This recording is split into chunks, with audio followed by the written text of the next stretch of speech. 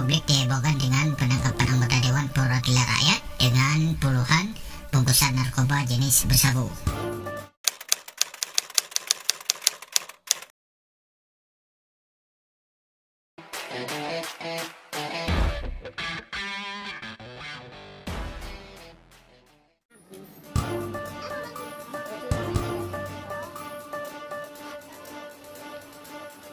Aceh kembali berduka, pasalnya publik dihebohkan dengan penangkapan anggota Dewan Perwakilan Rakyat dengan puluhan bungkusan narkoba jenis bersabu.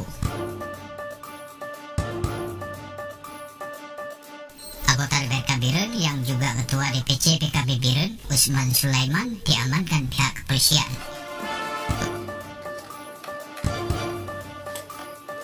Usman ditangkap bersama rekannya di Perla, Aceh Timur, Selasa 20 April 2021.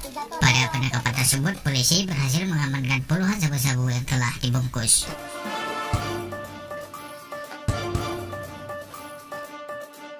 Seperti diketahui, anggota DPRK Biren itu sudah lama diburu oleh pihak Polda Sumut dan ditetapkan sebagai DPO atas dugaan keterlibatan narkoba.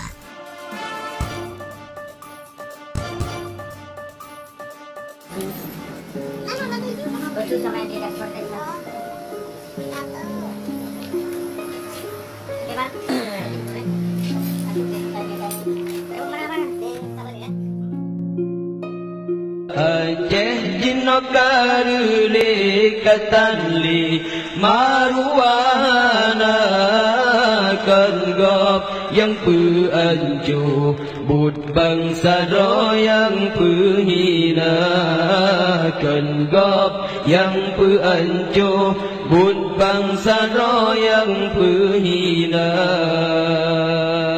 maksud rata sago dan so tegah bangsa maksud rata sago dan so tegah bangsa dan ulama pako dan musidro dengar habar dan ulama pako dan reso pako hana Aceh jinokarule katanli maruana kan gop yang peancu bud bangsa yang